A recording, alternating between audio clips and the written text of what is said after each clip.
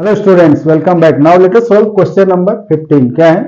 For what value of n the nth term of two APs 63, 65, 67 and so on and 3, 10, 17 and so on are equal. यानी यहाँ दो अलग अलग AP given है। अब कह रहा है कि n की किस वैल्यू के लिए इस दोनों एपी का nth टर्म इक्वल होगा। सो उसके लिए क्या करेंगे हम? Let us assume let for first AP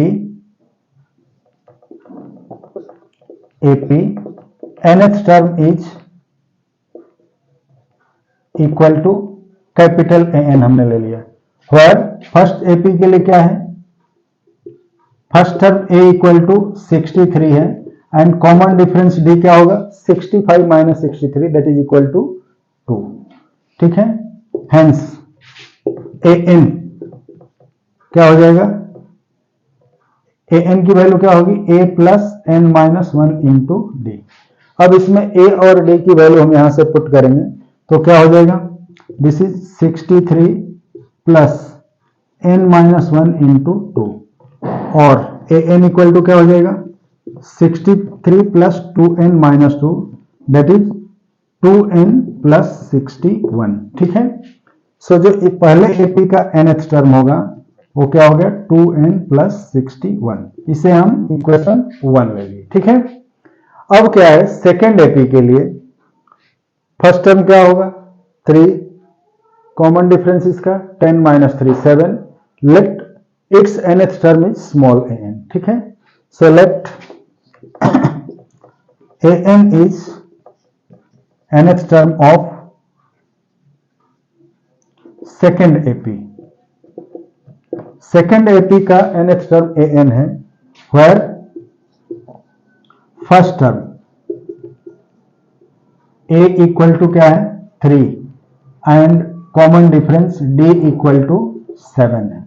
ठीक है, d 7 है और फर्स्ट टर्म 3 है। सो nth टर्म क्या हो जाएगा? Hence an equal to a plus n minus 1 into d. अब a की जगह हम पुट करेंगे 3 प्लस एन माइनस 1 इंटू 7 तो क्या हो जाएगा? और an इक्वल टू 3 प्लस यहाँ 7n minus 7, 3 plus 7n minus 7 this is equal to 7n minus 4।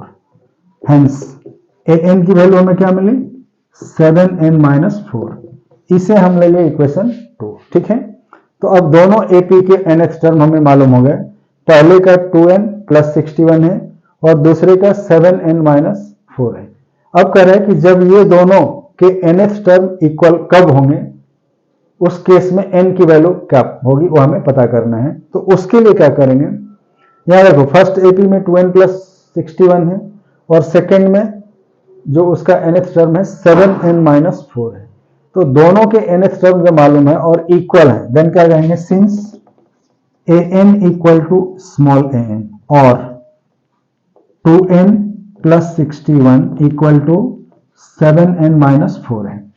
अब इस 4 को इधर ले आएंगे और 2n को दूसरी तरफ ले जाएंगे तो क्या हो जाएगा? ये 61 plus 4 equal to 7n minus 2n और 65 इक्वल टू 5n हो जाएगा। दिस विल गिव और n equal to 65 by 5 that is equal to 13। Hence क्या मिला? 13th term of this two AP will be equal. ठीक है, हेंस क्या लिखेंगे? 13th term of both this APs are equal. ठीक है, समझ में आ गया? तो नोट करो।